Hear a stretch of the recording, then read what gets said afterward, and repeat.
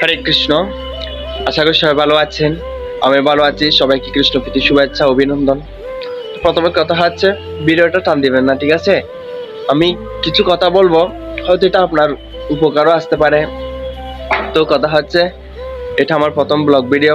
আমি এতদিন ইউটিউবে ভিডিও করতাম, শর্ট ভিডিও আপলোড করতাম।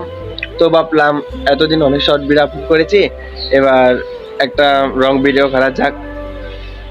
তো ভিডিওটা দিবেন না, ঠিক আছে? আমি কিছু কথা বলবো, কিছু পয়েন্টের কথা বলবো, হয়তো কথাগুলো আপনার উপকার আসতে পারে।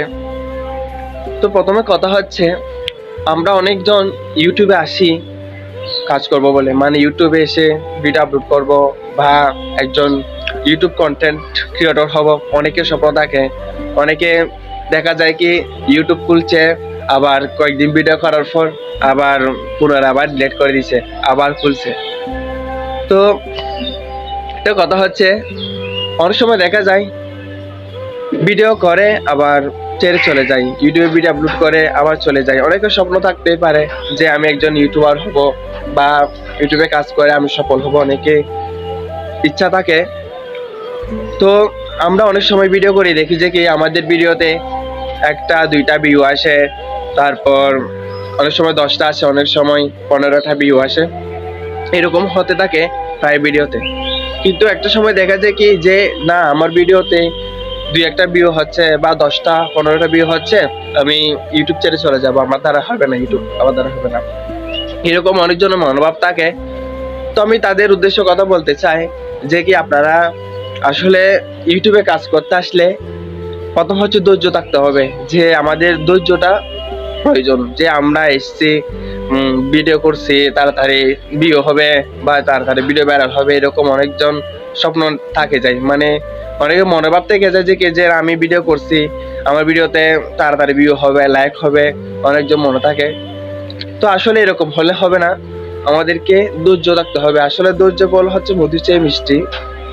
তো আমি মূলত ভিডিওটা করছি কেন, কারণ যারা নতুন নতুন ইউটিউবার বা নতুন ইউটিউবে কাজ করতে চাচ্ছেন, আমি তাদের জন্য ভিডিওটা বানাইছি।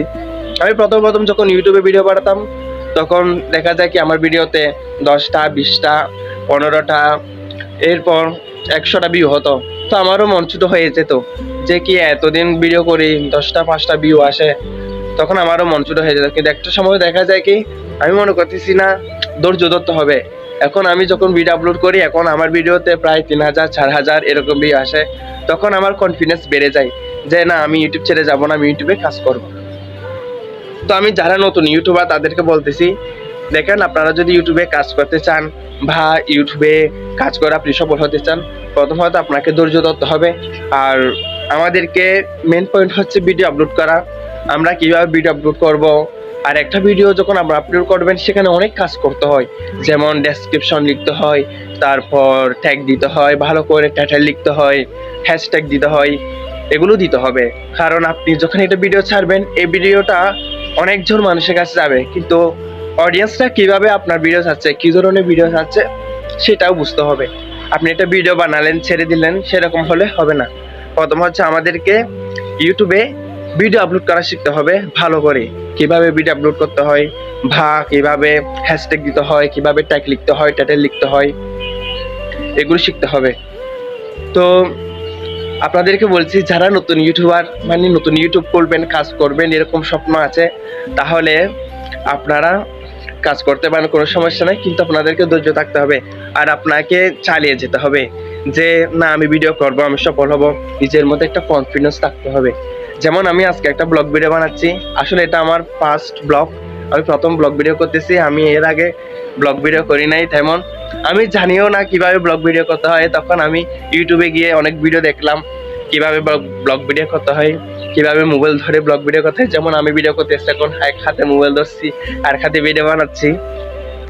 আর আসলে আমি ভালো করে কথায় বুঝাই বলতে পারি না, তবে আমি চেষ্টা করতেছি, দেখতেছি আসলে চেষ্টা করলে সবকিছু সফল হয়। তো আমার ভিডিওটা যদি ভালো লাগে, যদি আমার কথাগুলো যদি আপনাদের ভালো লাগে, তাহলে আমার চ্যানেলটা সাবস্ক্রাইব করে পাশে থাকবেন।